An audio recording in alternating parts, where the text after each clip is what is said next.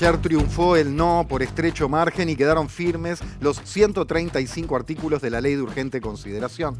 Y hay quienes plantean que, al menos a nivel electoral, el país quedó dividido en dos, teniendo la figura del presidente Luis Lacalle Pou ocupando un rol central.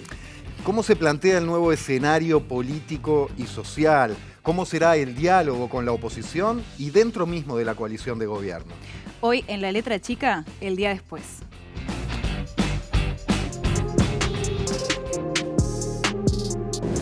Etapa superada, mañana seguimos con el mismo optimismo, con las mismas ganas, con una coalición que ha demostrado firmeza en la diversidad.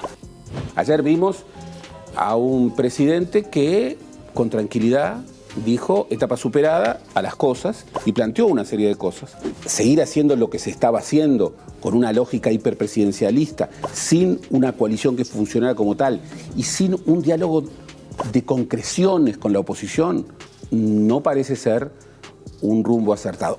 Vendría a ser algo así como, bueno, no se pueden hacer las grandes tareas del país ignorando a la oposición. Que es un poco lo contrario a lo que pasó con la LUC. Desearía que no volviera a ocurrir un episodio de ese tipo, porque creo que la democracia exige paciencia, discusión, reflexión, discutir tema a tema. Claramente tenemos que buscar que las soluciones se puedan lograr en clave de consenso nacional, de políticas de Estado. Esa es la lectura que hay que hacer de esta digamos, división clara que hay en dos mitades en el país. Es una votación muy impresionante, muy impresionante. El Frente Amplio y las organizaciones sociales reciben una ratificación muy fuerte de convocatoria. El gobierno tiene señales claras hoy de que de largo no puede seguir, que tiene que dialogar, puede hacerlo de una manera o de otra. Lo que hizo el pueblo uruguayo con sus militantes, hombres y mujeres golpeando puerta a puerta, realmente desde mi punto de vista fue heroico. Para el mundo, Uruguay va a las urnas, decide y sigue adelante como república. Y eso es lo que tenemos que cuidar mucho, porque es muy importante. Eso es muy importante. Y se cuida en lo grande, pero también se cuida en las pequeñas cosas diarias de la democracia.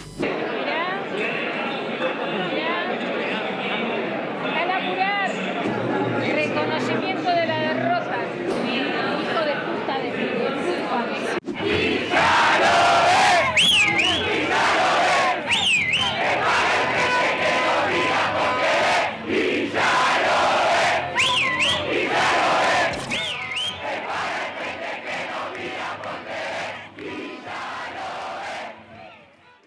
Y para comenzar a analizar, a desmenuzar este resultado de ayer del referéndum y sus consecuencias y lo que se viene, por eso el programa de hoy se llama El Día Después, recibimos al politólogo y director de Factum, Oscar Botinelli, como columnista de este programa, en su primera participación de La Letra Chica 2022. Un enorme placer. Oscar, bienvenido. Cómo no, muchas gracias. En una gran maratón, aparte que suelen tener los politólogos activos en estas jornadas. Doblemente gracias por estar. ¿Y cuáles son las primeras lecturas? Lo que diríamos los titulares, por supuesto en lo jurídico, firmes los 135 artículos. ¿Y en lo político?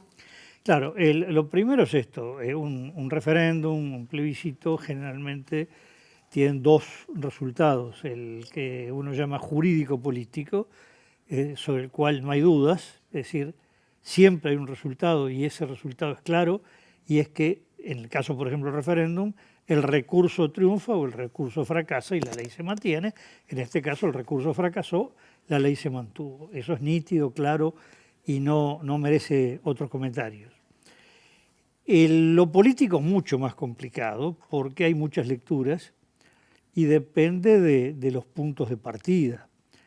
A nosotros en general nos seguimos un poco una metodología muy usual en los estudios electorales en el mundo a nivel universitario, que es comparar con el último resultado electoral existente para ver lo que puede llamarse fortalecimientos, debilidades o de los últimos actos electorales. Y lo que nos da es, primero, bueno, una cosa que se ha dicho mucho, es casi una especie de réplica o calco del balotaje.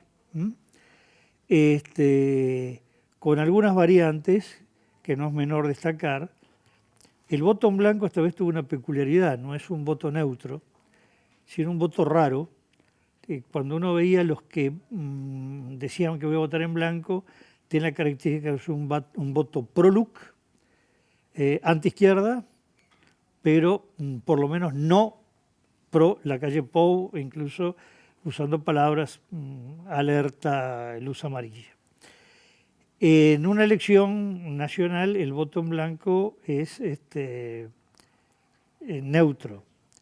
Y aquí se dio la particularidad que el anulado, que es neutro, totaliza exactamente el mismo porcentaje que la suma del anulado y el blanco, tanto en octubre como en noviembre del 2019.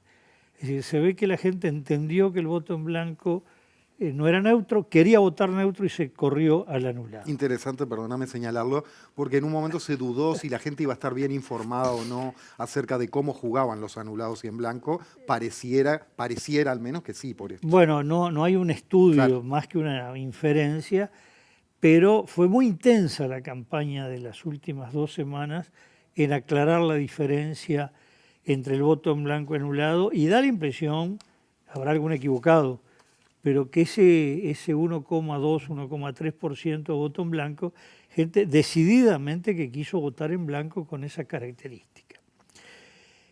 El no recoge un porcentaje que tenemos 30 y pico mil votos observados, que probablemente cerca del 60% vaya entre el no y en blanco si se sigue la tendencia de lo que ocurrió en el balotaje y en octubre del 19.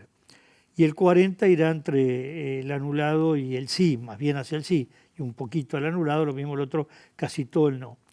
Esto da la impresión que deja la diferencia del no sobre el sí entre 1,1 y 1,3%, puntos porcentuales.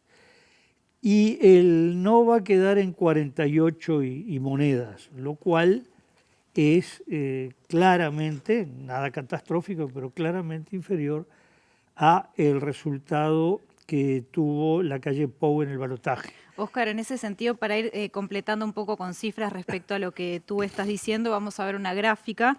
Los votos que obtuvieron los partidos, donde podemos ver los votos que obtuvieron los partidos de la coalición en octubre de 2019 y después en noviembre de 2019, ya ahí siendo una coalición, ¿no?, que estaba consagrada, y también los votos que ahora se obtuvieron en el no. Como tú mencionabas, hay una disminución.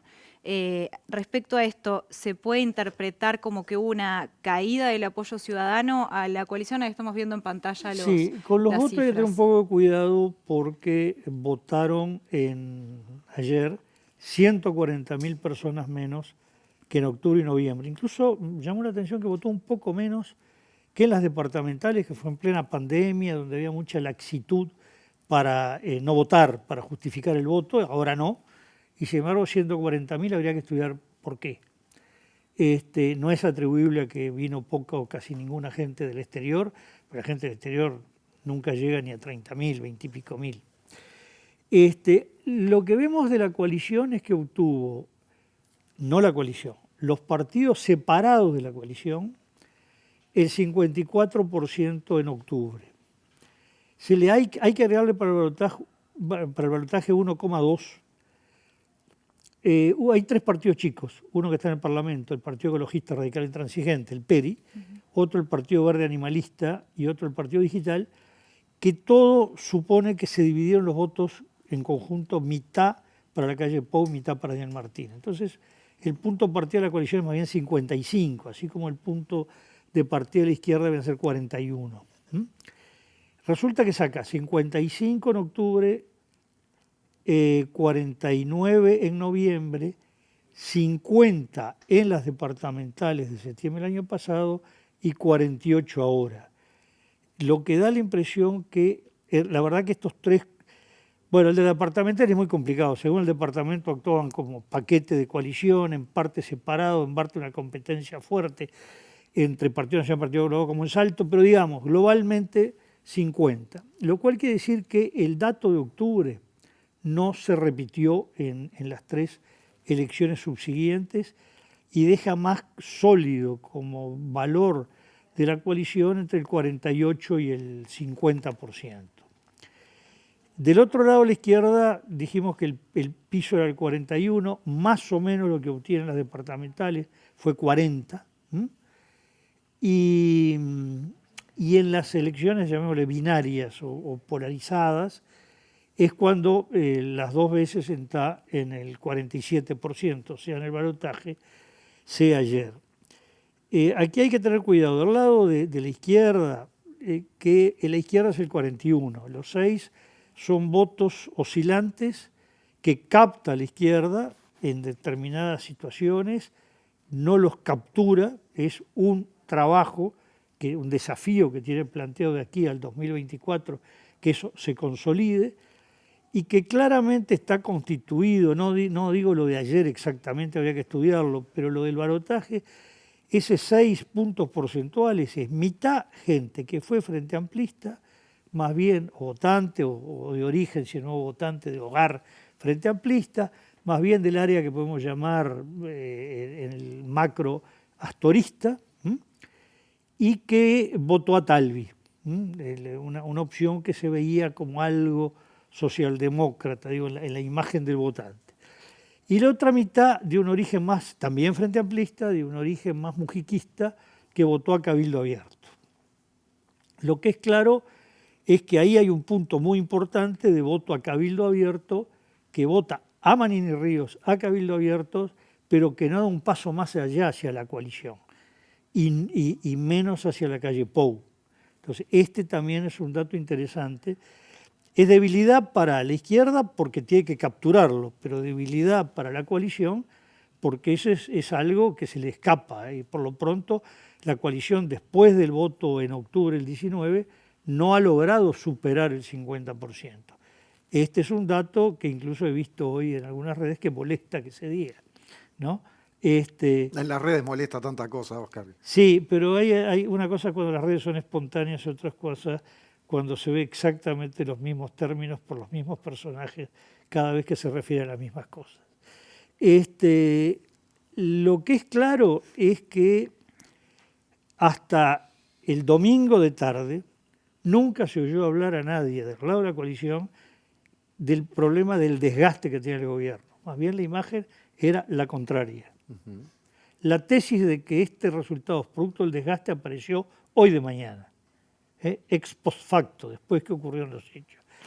Lo cual nos hace dudar por lo siguiente: este es un gobierno que, si bien lleva 2 años, no tiene el desgaste de 2 años de gobierno.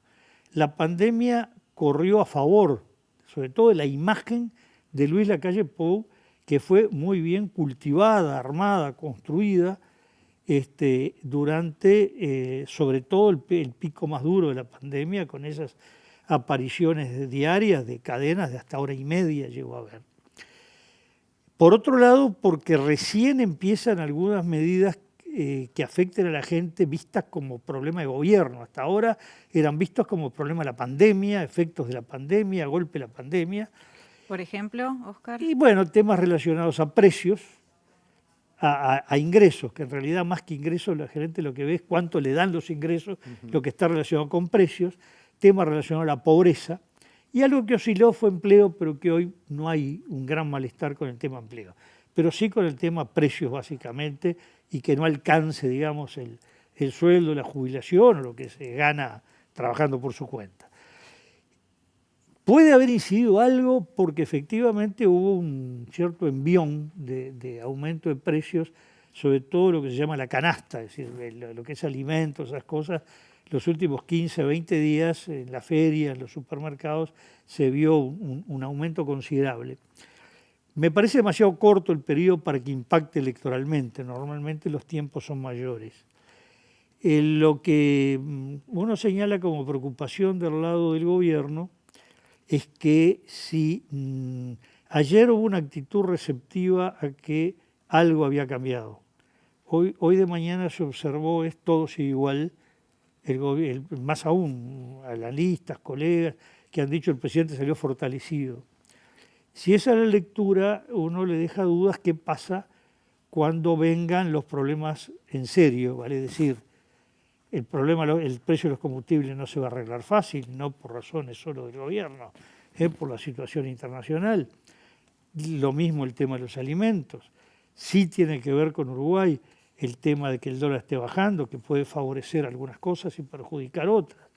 Es decir, ahora viene un periodo del gobierno que va a ser más complejo que el que tuvo hasta ahora y llama la atención, no toda la gente en la coalición está conforme con esa lectura, que están pensando que acá no pasa nada y que, por ejemplo, situaciones similares a esta uno encuentra en la historia en otros países que tienen democracias consolidadas y este tipo de acto electoral, que cuando tiene un resultado no necesariamente adverso, pero que da una señal, es decir, hemos escuchado a la sociedad, hemos escuchado al pueblo, estamos atentos a lo que hubo. Y eso me parece que faltó. Y ahí van dos en una sobre coletazos o posibles consecuencias, porque se ha escuchado que podría haber cambios en el gabinete, eso por un lado, como respuesta a esto podría suceder, y por otro lado, que se haya centrado tanto en la figura del presidente, la defensa de este no, que termina siendo un triunfo electoral, ajustado, pero triunfo al fin. ¿Le puede generar problemas al Partido Nacional como principal partido de la coalición gobernante para encontrar un buen candidato o una buena candidata para las próximas? Es decir, si la calle sigue teniendo la pelota a él en los pies, digamos. Bueno, el tema es, la calle está en un desafío arriesgado, que es que se hizo un cultivo muy fuerte de su personalidad en un país que no hay reelección. Y hasta ahora se ha demostrado la tremenda dificultad, no quiere decir que él no la pueda resolver, pero tremenda dificultad de que alguien pueda transferir los votos cuando es un voto no institucionalizado, no a un grupo político, sino una figura. Le ha pasado, se ha visto con el MPP, que ha votado de una manera con Mujica encabezando y otra no, que ahora tiene un desafío en la renovación. Es decir, esto de transferir los votos no es nada fácil y él necesariamente va a tener que transferirlo. Él además personalizó la LUC de una manera que uno decía que simbólicamente la hoja del no tenía su fotografía y su nombre, lo cual hace que el resultado positivo según la lectura, pero no del todo positivo en cuanto al porcentaje de votos, bueno, tenga que ver con él. Es decir, el apoyo a Luis Lacalle Pou está por debajo de la mitad del país. Incluso la LUC como tal no tiene el apoyo de la mitad del país. Eso es lo que lo hace que no sea del todo positivo. Bueno, no. El tema es que el voto en blanco no juega en favor de la figura de Lacalle Pou. Juega en favor de la LUC, que es otra cosa. Claro. Ahí hay dos lecturas. Ahí lo que importa es el no. Y el no, muchos creíamos que podía haber llegado al 50%. No eran tantas las diferencias de votos, pero cualitativamente daba una imagen diferente, ¿no? El resultado simbólico era diferente, ¿no? Botinelli, hoy varios analistas hablaron de que el país quedó como dividido en dos, ¿no? De estas dos mitades. ¿Usted cómo ve esta situación? ¿Está de acuerdo con que ahora hay realmente una mitad y otras debido al sí y al no, a los apoyos que tuvieron cada papeleta? Bueno, veamos, la palabra división puede haberse sugerido con el códice de grieta. Lo que es claro es que la arquitectura del Uruguay es que hay dos partes relativamente equilibradas. ¿Eso es algo histórico en Uruguay? No, bueno, en general el bipartidismo perfecto, en este caso sería bibloquismo, existió muy poco en Uruguay. Hubo algunos periodos en la década del 20, por ejemplo, pero en general siempre había más un 5-4, y hoy también, es decir, el bloque oficialista es en 10 partes 5, la izquierda 4, y después hay un 1 entre lo neutro y lo oscilante, que en lo oscilante, cuando la cosa se polariza, lo está captando la izquierda, por lo menos de 4 instancias ya tenemos 2, y de las 2 polarizadas se dio por la izquierda, pero hay que decir que la izquierda lo incluye en su inventario. Pero más el país está en un 5-4 y otra parte ahí. Pero lo que es claro que es un país en que hay relativamente 2 visiones. Y el desafío que tiene el Uruguay es de 2 periodos o de 2 tiempos. Uno es el largo periodo, el largo tiempo. Y ahí vienen medidas que van a atravesar los gobiernos. Uno de ellos, la reforma a la seguridad social. Sí, que ahí íbamos justo porque fue explícita la mención del presidente a la reforma de la seguridad social, de la educación y abrirse al mundo de otra manera más allá del bloque. Claro, el problema, a ver, acá diferenciemos lo que son medidas que requieren una base legislativa de la que son medidas de ejecución de las normas que ya existen. Ahí va. Igual hay que ver si requieren acuerdos, pero lo que lleva a lo legislativo, que es el tema de la, por ejemplo, la seguridad social, también la ley de medios, si no tiene un amplio acuerdo, es un tema que puede dejar dudas después cuánto se mantiene, si no cambia a los 2 años o a los 5, es decir, o 5 más después, es decir, puede quedar sujeto a las oscilaciones electorales del país. Cuando algo tiene amplio consenso se le ve como más sólido y más de largo plazo. Amplio consenso que es unanimidad, pero sí que sea algo más que la mitad. Pero después hay medidas también de largo plazo, educación, que no queda ubicado en un solo lugar. Es algo que puede hacerse por ley, algo que se puede hacerse por decisiones, por ejemplo, del CODICEN, de la ANEP, o de los órganos desconcentrados. Es decir, muchas veces los cambios educativos no son producto de una norma, sino un conjunto muy grande, a veces hasta de reglamentaciones, ¿no? Y entonces el consenso más bien tendría que buscarse, si es que se considera que debe hacerse, en base a cuáles son las líneas a partir de las cuales van a surgir las normas, los reglamentos, las decisiones. Pero después está lo del corto periodo. Es decir, el corto periodo hay problemas de empleo, hay que saber si se está sólido o no, o se viene a alguna debilidad. El tema de los ingresos de los hogares es un tema claro, el tema de los precios es un tema claro, y hay todo otro conjunto de desafíos, y el tema esto lo pretende manejar el gobierno por sí solo, es una opción, lo pretende buscar un consenso, es otro. ¿Se puede ya orejear eso o no lo sabemos? Bueno, yo lo que veo, acá hay 2 temas distintos. Porque este no es un gobierno monopartidario como fueron los 3 del Frente Amplio, que el tema pasa por lo que decide internamente ese partido, peleándose adentro o acordando adentro, pero dentro. Acá es afuera, acá es una coalición de 3 partidos relevantes, más otros 2, pero digo relevantes por el hecho que si falla uno de los 3 no hay mayoría parlamentaria. Es decir, si no está con el Partido Nacional, Cabildo Abierto más Partido Colorado, no hay mayoría en la Cámara de Diputados ni en la Cámara de Senadores. Por lo tanto, esos 3 son imprescindibles. Y el tema es qué se entiende por coalición. Nosotros hemos insistido muchas veces que técnicamente no hay una coalición de gobierno, hay un gobierno monopartidario con participación de los partidos asociados y sí una coalición en el nivel parlamentario y legislativo. Porque una coalición de gobierno supondría, yo pongo 2 ejemplos que fueron coalición clara, el segundo de Sanguinetti y el de Valle, y cito algunos ejemplos, por ejemplo, Uruguay vota sobre el conflicto Rusia-Ucrania en la OEA, en Naciones Unidas, la decisión la toma el presidente y en algún caso ni siquiera se enteraron antes de salir en los diarios los socios. En cambio, en el gobierno de Valle, cuando en la intervención en Irak, la posición de Uruguay, que no fue la del presidente originalmente, fue acordada por toda la coalición e incluyendo elementos de la oposición, que no era todo el pensamiento del Frente Amplio, pero recogía elementos, salió lo que era impotable para el Frente Amplio, digamos, ¿no? En el gobierno de Valle se cambia el ministro de Economía a mitad de camino y la decisión de cambiar el ministro es del Partido Nacional con Valle y con Sanguinetti, la calle Herrera, y el sustituto es acordado entre los 3.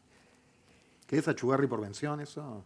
Fue Achugarri, exactamente. Sale Alberto Bención y entra Alejandro Achugarri. En el gobierno de Sanguinetti, la reforma educativa, si bien el diseño de rama, hubo muchos aportes, cambios y ajustes aportados por el Partido Nacional. Es decir, no era un gobierno ejercido monopartidariamente.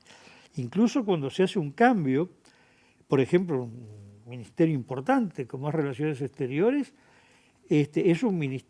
son cambios acordados entre el presidente de la República y el presidente del Partido Nacional, que era Alberto Volonté. Ese es el funcionamiento de una coalición. Lo que se vio ayer fue confuso. El presidente dijo, la vicepresidenta de la República va a iniciar el diálogo, y habló del Parlamento. Hoy quedó claro que, más que en calidad de vicepresidente de la República, en calidad de presidente de la Asamblea General del Parlamento, va a ser un diálogo legislativo. Es decir, no se va a discutir las medidas de gobierno, sino las leyes. En ese sentido se sigue el mismo camino que hubo hasta ahora. Incluso en la palabra gobierno yo observo una confusión que tenemos todos, hasta los analistas, pero que el presidente le dejó muy claro. Dice, el gobierno mandó el proyecto de ley de urgente consideración y hubo diálogo porque se cambió en el Parlamento. Resulta que en el Parlamento se cambió por las diferencias que hubo dentro de la coalición mayoritaria. Y salieron cosas tan importantes como que quedó afuera la desmonopolización de los combustibles, la desmonopolización de ANCAP. Se mantuvo el monopolio de ANCAP porque no lo desmonopolizar no fue apoyado ni por el Partido Colorado ni por Cabildo Abierto.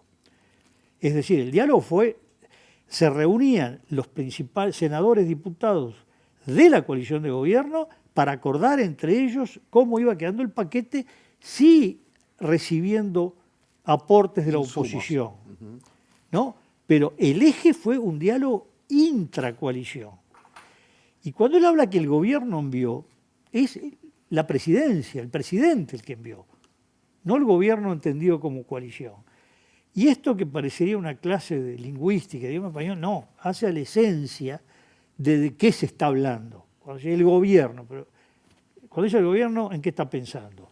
¿En 5 partidos, en 3 grandes partidos o en la figura del presidente de la República? Da la impresión que piensan en la figura del presidente. Entonces, ahí a mí me genera una serie de dudas cómo continúa esto. Ayer, anoche, yo veía que se podía apostar a una mayor, voy a dejar la palabra diálogo, mayor negociación, porque también se habló como diálogo es hablar. No, diálogo en el sentido profundo es negociar. Negociar es acordar, es buscar una síntesis. Entre los socios. Bueno, no, entre los que sea. Ay. El tema es entre los que sea. Se puede negociar entre todos, se puede negociar entre los socios.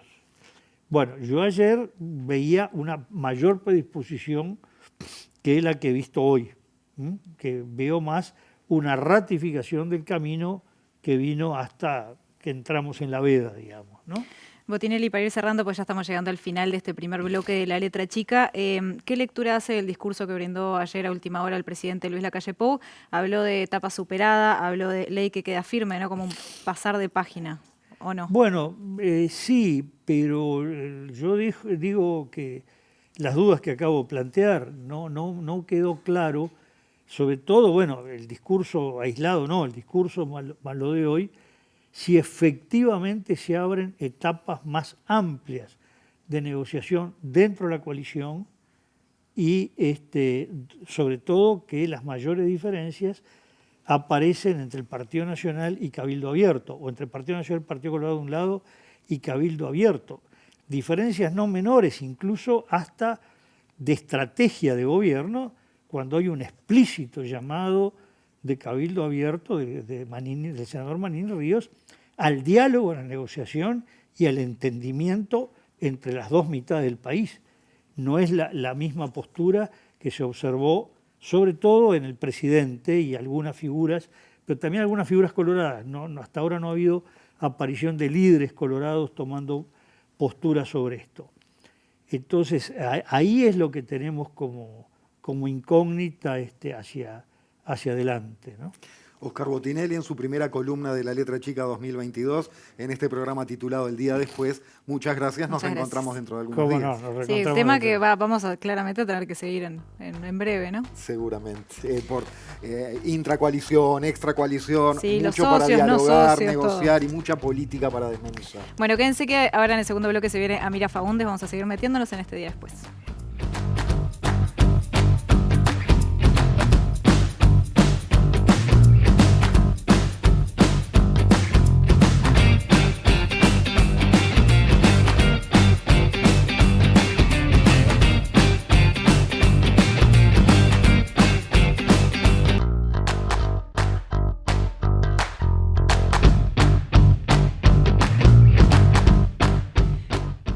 Bueno, 33 minutos pasan entonces de las 9 de la noche y recibimos en este segundo bloque, como anunciábamos, a Amira Faúndez. Amira es integrante de la Comisión Vota Sí y también vocera de la FEU. Buenas noches y gracias. Días intensos. Sí, la verdad que unos días muy intensos. Muchas gracias por la invitación. Importante también tener mujeres jóvenes en estos espacios. Totalmente de acuerdo. Amira, ayer culminó al menos un proceso a nivel electoral que comenzó en diciembre de 2019, en realidad juntando firmas, ¿no? Estas más de 800.000 firmas. Sé que es largo, pero ¿cómo viviste este proceso? ¿Cómo fue este proceso? Bueno, personalmente es un proceso muy agitado de meter mucha calle, de abrir también las puertas de la Federación y de todas las organizaciones sociales que se han sumado a la campaña.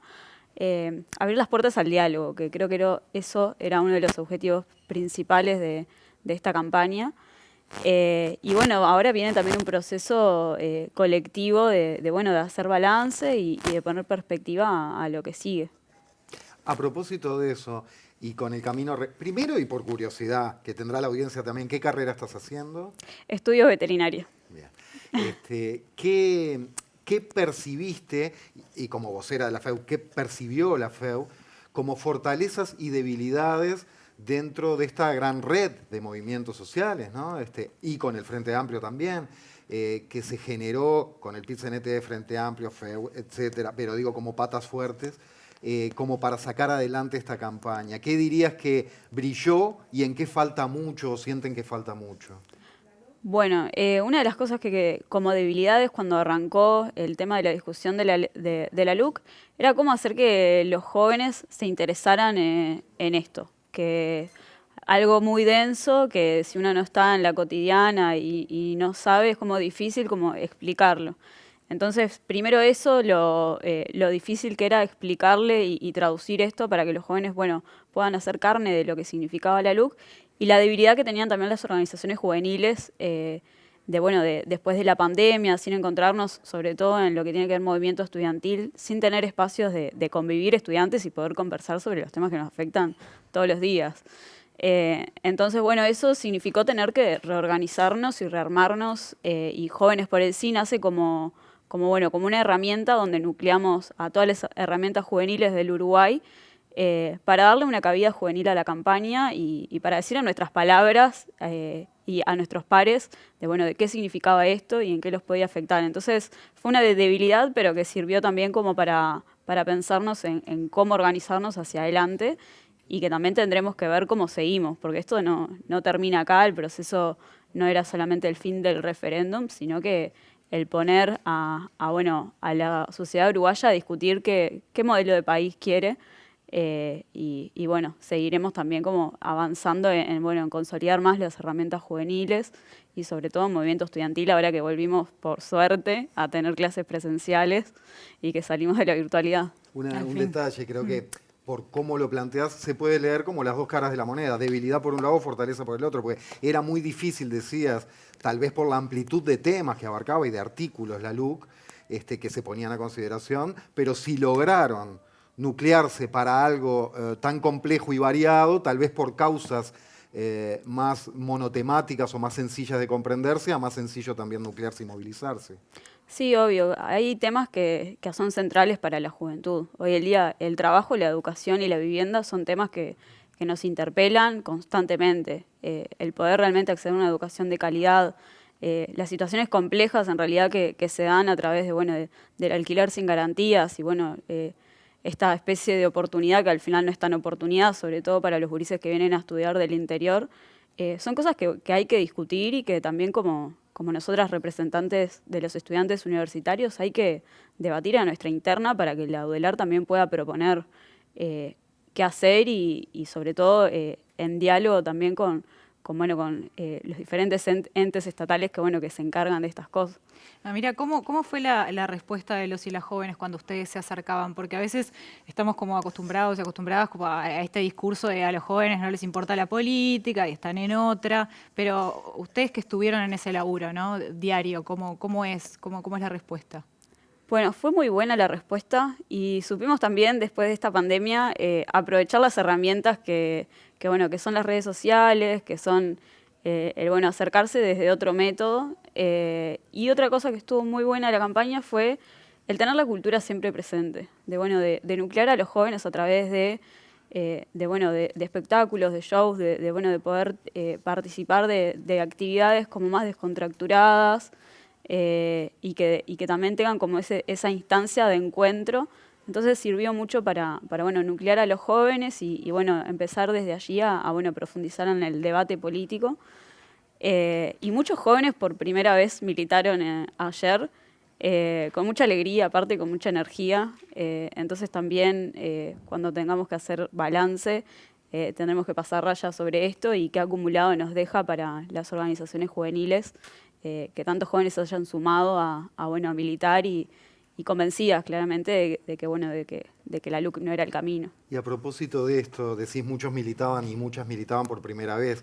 Bueno, más allá de las lecturas políticas posteriores, en lo concreto se perdió en las urnas.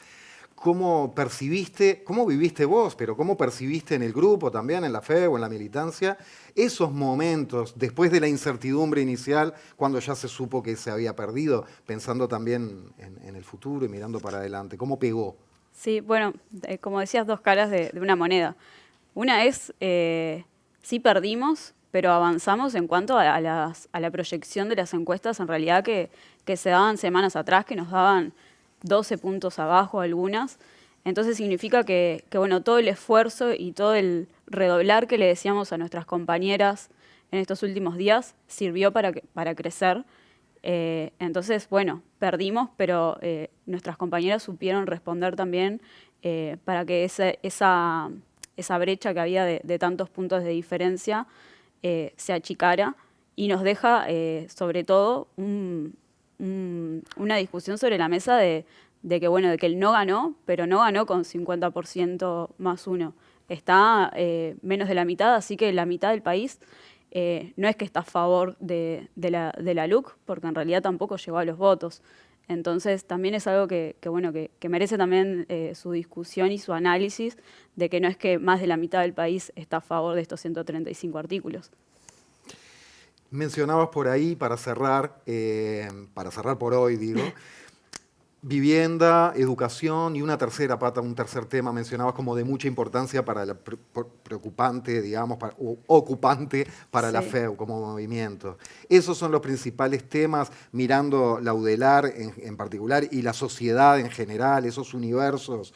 Respuesta breve para pregunta compleja. Es desde la FEU, esas son las principales preocupaciones, vivienda, educación. Sí, vivienda, educación y trabajo. Y trabajo. Hoy, cortito, pero las jóvenes hoy en día, la mayoría de las que entramos a la universidad somos primera generación de nuestra familia y el 60% de la matrícula de la universidad somos trabajadoras. Entonces, las condiciones de trabajo y estudio se complejizan y más cuando somos también quienes tenemos salarios más sumergidos y mayor también como condiciones de que no están tan buenas de trabajo. Entonces, son cosas que tenemos que discutir y poder proponer otra alternativa. Muy bien, Amira Faúndez, te agradecemos por estos minutos y qué importante que haya gente joven metiéndose en política. Una postdata puedo meter. Sí, claro. A propósito de esto, de la importancia. Ayer cuando estabas con un montón de hombres mayores de 50 sentados atrás y vos estabas siendo la vocera en esa conferencia del sí. ¿Sentís que eso está reflejando realidades o que era una imagen puntual aislada? Sabemos que queda mucho por hacer. ¿Cómo percibís esto? No fue una mentira esa imagen. Nosotros como federación estamos desde el día 1 en esta campaña opinando, proponiendo. Entonces también era, bueno, no vamos a dejar que hablen el resto de los compañeros cuando nosotras también hemos militado y levantado muchas veces la campaña cuando se venía aflojando de meterle alegría, de meterle iniciativa, sobre todo con los más jóvenes. Entonces era estamos presentes, entonces también merecemos tener este espacio de voz y también apostar por el futuro, de que más jóvenes se animen adelante de tantas personas a hablar que, algunos podrán criticar de que, si me trabé, si no sé qué, pero creo que hay que apostar a dar confianza y apoyar a que más compañeras ocupan esos espacios. Gracias, Amira. Por favor. Muchas gracias. Bueno, ya venimos.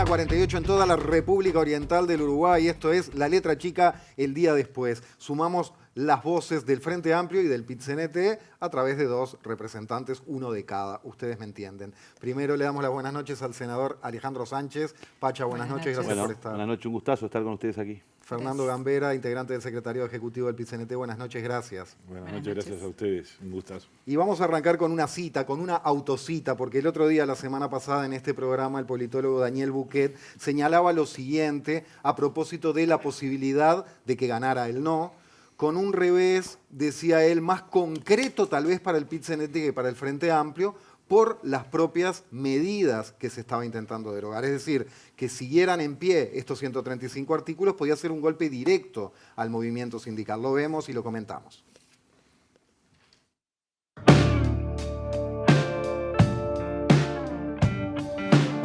Si el sí obtiene una votación por encima del 40% y todo sugiere que esto va a ser así, por más que pierda el referéndum, bueno, de última el Frente Amplio estará en el punto de partida, pero no más atrás. Yo creo que si se mantienen los artículos que prohíben las ocupaciones y que impiden las ocupaciones al asegurarle la posibilidad de que trabajen trabajadores no huelguistas, que ahí hay un problema, ¿no? Porque una cosa son los trabajadores, los mismos trabajadores que decidieron que no quieren hacer una huelga o trabajadores que puedan contratar nuevos. A mí eso no me queda claro, se denunció algún caso y bueno, esto al derecho de huelga lo deja un poquito arrinconado. Lo mismo que los piquetes, que son, bueno, también ilegalizados, digamos, y es un instrumento que pierden. Golpearía más al PIT-CNT que al Frente Amplio. Claro, y en particular a FENAP, FENAPES o Magisterio, es decir, los gremios docentes que tenían y que aspiran a seguir teniendo representación en los consejos desconcentrados. Es una posición, yo no sé si es una posición de poder, pero es una posición muy relevante, una posición influyente en la dirección de la educación pública. Bien, veíamos entonces a Daniel Bouquet. Gambera, comienzo contigo. ¿Coincidís con este escenario que plantea el politólogo? En alguna medida puede ser. Lo que sí estoy seguro es que a los trabajadores, naturalmente a los trabajadores organizados también con suma razón, nos afectan muchas cosas, no solo un resultado de una de las luchas que hemos desplegado en este último tiempo. Nos afecta la transformación del trabajo, nos afecta la tecnología, nos afectaron muchos gobiernos anteriores, nos afecta este gobierno. En definitiva, nos afectan los mismos problemas y a veces, en algunos casos, en otros sectores de la sociedad, aún peor, nos afectan los problemas de los uruguayos. Que la economía tuvo un rebote del 4,2% de crecimiento del PBI y sin embargo nuestros hogares recuperaron solo el 3,2% de nuestros ingresos. Nos afecta que van a subir los combustibles como venían subiendo y ahora todavía peor, y que eso va a hacer subir toda la carestía que ya venimos viviendo. nos afecta que hace 2 años estamos apoyando solidariamente ollas populares, que hay gente que viene dejando la espalda cocinando hace esos 2 años, y hay gente que hace 2 años que no come en su mesa. Vamos a seguir siendo el escudo de los débiles. Y en definitiva, los luchadores sociales sabemos que no se gana y se pierde, se avanza y se retrocede, todo el tiempo, toda nuestra vida. Nuestra lucha pasa de generación en generación, nos la pasaron aquellos maestros de los cuales me siento orgulloso, y ese es nuestro deber de aquí en adelante. Entonces, ahora a construir más sociedad, a construir más entramado social, a construir más solidaridad y a enfrentar las situaciones que la vida nos va a deparar. En definitiva, sabemos que hay retrocesos que tiene este resultado de ayer, que se consolidan, sabemos que los tenemos que enfrentar, pero al mismo tiempo el resultado muestra que hay avances en la construcción de ese entramado social. Entonces, la lucha social vuelve a quedar en evidencia de que es más larga que la vida de cada uno de nosotros. Esas son las fuerzas sociales de este país. Eso es el PICNT, una de tantas de ellas. Esos son las disidencias, esos son las cercanías que construimos durante todo este proceso. Hay que ver de dónde vinimos, ¿no? Vinimos de que habían compañeros escépticos como yo de entrar en esto, porque fui de los que argumenté que no era el momento, que no era la oportunidad. Yo no me mando la parte. La gente demostró que estaba bueno construir esa cercanía, ir a esas barriadas, construir esos acuerdos que consolidaron esos 135 artículos, porque no era un número mágico. Y también de este resultado surge el aprendizaje de que hay todavía lejanías que trabajar. ¿Cuáles? Por ejemplo, con las luchas feministas. Nos quedó por el camino, no supimos construir esa cercanía. Esa es una cercanía que hay que construir. Por ejemplo, hacernos entender de una vez más, porque creo que en otras ocasiones de crisis duras de nuestro país lo hemos intentado, que nos entiendan los pequeños comerciantes, que nos entiendan mucha gente que vive todos los días de mucho más, capaz que de 8 horas de trabajo, de su propio esfuerzo, y que va a padecer los resultados de que este gobierno va a ir generando en el país. Y bueno, tratar de construir esas cercanías también con quienes viven de su esfuerzo cotidiano y de quienes depende su ingreso, que los trabajadores tengan para gastar, que tengan para consumir, y que tengan para pagar la changa, y que tengan muchas de las actividades que la cotidianidad tiene, ¿no? Sánchez, ¿qué evaluación se hace de la comunicación, el diálogo, la negociación? Son distintos términos. Recién Botinelli decía, no es lo mismo diálogo que negociación. Una cosa es sentarse solo a escuchar y otra buscar síntesis. Con el gobierno, desde el Frente Amplio, ¿cómo ha venido siendo hasta ahora y qué se espera para el futuro a partir de esto? Porque ha habido mucha ida y vuelta. Que que sí dialogamos, dice el gobierno. No sé por qué nos piden más diálogo. El diálogo ya está. ¿Está, no está? ¿Y qué puede pasar? A ver, que se conversa, porque el Uruguay es un país civilizado, en donde todos hablamos. Pero no hay un diálogo real que implique edificar soluciones de largo plazo, que implique incorporar una sensibilidad distinta a la que naturalmente está en el gobierno, porque legítimamente lo está, porque la gente, el pueblo uruguayo en el 19 eligió este gobierno y va a gobernar hasta el 25. Ahora, lo vimos desde ayer. Ayer, en la conferencia del presidente de la República, no hubo una sola mención a un 49% que piensa distinto que él. Porque ayer escuchamos al presidente decir, bueno, acá está todo bien, prueba superada, seguimos para adelante, acá no pasó nada, ¿no? Y lo que pasó en el Uruguay fue que hay una ley, que en definitiva hubo un conjunto de 800.000 firmas, mucha gente que se puso al hombro esto es una epopeya de los anónimos y las anónimas, ¿no? Que caminaron los caminos de piedra de Artigas y los repechos, la tierra seca y rojiza de Bella Unión, o anduvieron por las praderas del litoral y por cualquier barrio de cualquier ciudad de metrópoli, digamos del área metropolitana, recorriendo y conversando, y subieron 800.000 firmas. Y además de esas 800.000 firmas, ayer hubo una mitad del Uruguay que dijo, no nos gusta esto. ¿no? Entonces, no escuchar a esa mitad del Uruguay yo creo que es un profundo error del gobierno. Entonces, se puede hablar mucho. El tema es si uno tiene la voluntad de tender puentes y no seguir dinamitándolos. Hablamos, ¿no? Escuché y vi cosas terribles de parte de algunos actores del no, en donde lo que hacen es dinamitar puentes, ¿no? Entonces, yo creo que acá el gran desafío que tenemos por delante, el mensaje de ayer de la sociedad uruguaya fue: el Uruguay tiene dos mitades, a veces una tiene un poquito más y a veces otra tiene un poquito más, pero necesitamos que haya un diálogo real sobre los verdaderos problemas del Uruguay, los que decía recién el Manso, ¿no? Es decir, el trabajo, el llegar a fin de mes, las condiciones para sobrevivir, los precios que crecen. Bueno, ahí están las verdaderas luchas que inciden en el bolsillo de la gente, en el bienestar de la gente, en las condiciones de vida de la gente. Bueno, para esas cosas tiene que servir el diálogo político. ¿Puede ser positivo en este sentido que el presidente diga: no hay dos Uruguay, hay dos visiones, pero el Uruguay es uno solo? ¿Eso es una señal?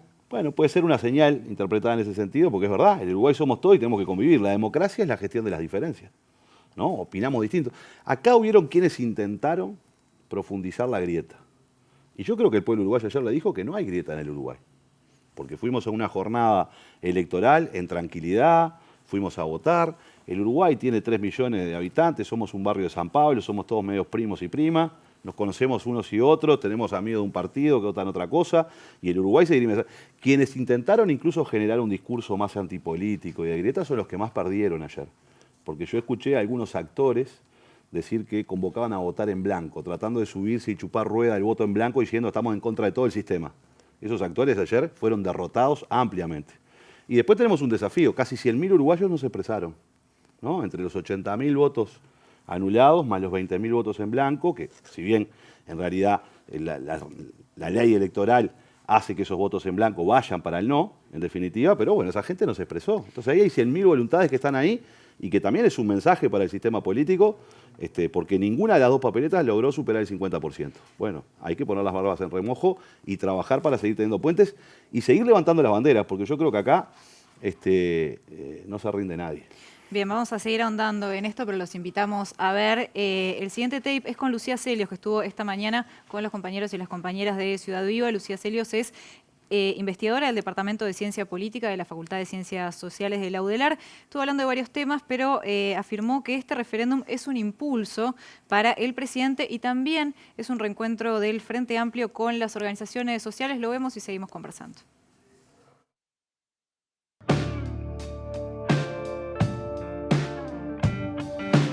Sin duda es un día muy especial, aunque para muchos haya la sensación de que después de tanta cosa no haya cambiado nada finalmente. Realmente han cambiado muchísimas cosas en el fondo. Por un lado, bueno, la LUC que sigue intacta y esto le da un impulso al presidente para plantear nuevas reformas, que fue muy claro en su conferencia de prensa, como voy más allá. Por el otro lado, por el lado del sí, hay un gran fortalecimiento de lo que era, lo que se le puede decir, el elefante dormido, ¿sí? Que se había activado para la campaña de Martínez. Y también el recontacto con las organizaciones sociales, que ha sido un fuertísimo de la izquierda durante... durante su vida, ¿no? De hecho, yo estaba repasando anteriores referéndums y todos, excepto la ley de caducidad, todos los demás fueron activados por las organizaciones sociales. Es el Frente Amplio el que luego se pliega. Vayamos específicamente a la relación organizaciones sociales Frente Amplio. Gambera primero, Sánchez después. ¿Puede ser leído esto como un reencuentro? Ya es un latiguillo mío en este programa. Pido respuestas breves para preguntas complejas. Pasado, presente y futuro de esta relación histórica entre movimientos sociales y FA. Yo creo que desencuentro nunca hubo, no puede haber un reencuentro. Eso para responder como si fuera telegrama. Lo que sí creo es lo que hablaba al principio hoy de la construcción social y de ese protagonismo de los luchadores sociales en el territorio. Creo que sí, que hay algo para destacar. Pero sobre todo, el resultado de anoche da por tierra el planteo del palo en la rueda. Lo que hay es gente luchando, lo que hay es gente expresándose, lo que hay es gente generando instancias de democracia directa. En eso hay un reencuentro, en eso hay un reencuentro. Todos los uruguayos se expresaron, no en una reminiscencia de la democracia directa como dijo el presidente, sino en la democracia directa en la que todos queremos estar. Entonces hay en ese sentido un buen reencuentro y una buena construcción. No solo no somos los que pusimos palo en la rueda, nosotros jamás dijimos que esto era una cuestión contra el gobierno, eso lo instalaron quienes llamaban por el voto del no, ahora será el gobierno el que tiene que dar respuesta, porque en todo caso, bueno, no éramos unos cuantos poniendo palo en la rueda, sino que hay una demostración clara de que hay una mitad de la población que lo que dice es queremos que haya diálogo. Por ejemplo, no se puede hacer una reforma de la seguridad social anunciada anoche y el otro día en la cadena sin dialogar con los trabajadores, sin dialogar con todos los involucrados. No alcanza con los expertos. Los expertos está bien, con todo respeto, pero los que padecen la situación son los que tienen que ser consultados. Y bueno, todavía no se ve esa voluntad de diálogo social. Eso es lo que vamos a pelear. Entonces, de este lado, es eso lo que decimos. Por las dudas, si tuvo que mediar una orden del jefe de policía para que aflojaran, es porque algo estaba pasando. Si no, no tenía que decir aflojen hasta que pase el plebiscito del domingo, ¿no? Si tuvo que pasar eso, y sin embargo los uruguayos, por lo menos en mi barrio, seguimos sintiéndonos en el mismo marco de violencia o peor, en todo caso las herramientas que dice la LUC tener es manija para los policías, nada más como algunos hemos dicho. En definitiva, el resultado de anoche, en mi conclusión, dice que las jerarquías de este Ministerio del Interior deberían irse. Sánchez, sobre la relación FA-movimientos sociales. Bien, yo creo que es una relación en donde cada uno tiene su rol, tiene su independencia y donde hay acuerdos en función de los objetivos. La defensa de los trabajadores, la defensa de los inquilinos, la defensa de los que van a estudiar, la defensa de los que necesitan una salud pública de calidad, la defensa de los que necesitan un techo. En esas defensas y en esos objetivos nos encontramos. Yo creo que lo que expresó el sí ayer es mucho más grande que el Frente Amplio. Y creo que hay que tomar nota de esa realidad. Porque ese sí expresó mucho más que el movimiento sindical, mucho más que el movimiento cooperativo, mucho más que los estudiantes organizados, mucho más que los feminismos, mucho más que el Frente Amplio. Ahí hay una expresión de una sensibilidad de la sociedad, que había actores que hasta hace poco eran militantes del Partido Nacional y se volcaron al sí, actores que habían sido militantes del Partido Colorado y se volcaron al sí, ciudadanos seguramente que hayan votado un partido y otro que se volcaron al sí, y por tanto la gran tarea es que construir una nueva mayoría social que ponga arriba de la mesa los verdaderos problemas del Uruguay y de su desarrollo. Y esa es la gran tarea que hay por delante. Y no se puede construir esa tarea encerrándose en los locales o en el partido político o en la central sindical o en el cooperativismo y decir, bueno, vamos a armar nuestras ideas, nuestra propuesta y salgamos a convencer. ¿También le pasó al Frente Amplio eso en el gobierno? Sin lugar a duda que pasó.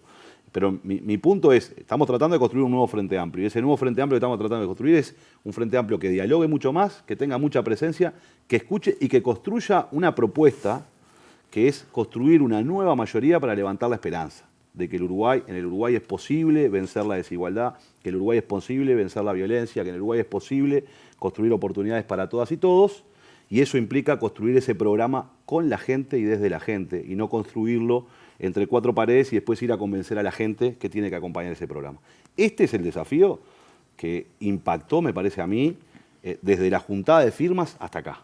En la juntada de firmas se vio ese proceso en donde militantes sociales muy diversos y militantes políticos muy diversos trabajaron juntos en un barrio, golpearon puertas, caminaron cuadras, caminaron más de miles de kilómetros y van construyendo en definitiva la posibilidad de una alternativa y de una nueva mayoría en el país, que lo que tiene que hacer ahora es consolidarse con propuestas, con ideas, con proyectos de efectivamente ser una alternativa para los que viven de su trabajo, para los que invierten, para los que trabajan y se levantan de madrugada y pisan el rocío y el pasto en el medio del campo, para los que necesitan en definitiva más Estado y para los que necesitan más oportunidades. Ahí está ahora la oportunidad, después de este resultado que somos la mitad, consolidar esas mayorías hacia el futuro. Sánchez, estamos terminando ya, pero hablando un poco no sé si autocrítica, pero mucho se habló bastante del quizás el nivel que se manejó a nivel político, de tanto por el sí o como por el no, que quizás la ciudadanía merecía una mejor calidad de debate a nivel político. ¿Tú considerás que hay alguna autocrítica que pueden hacer, por ejemplo, los legisladores, ya que perteneces al Parlamento, de mejorar el nivel de debate a nivel político? Ah, sí, claro. Yo creo que hay que apostar a eso siempre, ¿no? Hay que apostar a que los debates sean informados, que tengan información, que tengan elementos, que expresen efectivamente los valores, los conceptos y las propuestas que están arriba de la mesa. En toda campaña, en toda discusión, siempre hay alguno que se le va un poco la cadena y va para otro lado. Quizás por simplificar demasiado temas complejos uno puede caer en rasgar ciertas falsedades. Ahora, creo que hubo una campaña muy fuerte de miedo de parte del no, en donde nos dijeron que se iban a abrir las puertas de las cárceles, nos dijeron que iban a salir los violadores, nos dijeron un montón de... Hay un spot publicitario del no que dice que gracias a la LUC ahora no se le puede tirar piedra a la policía.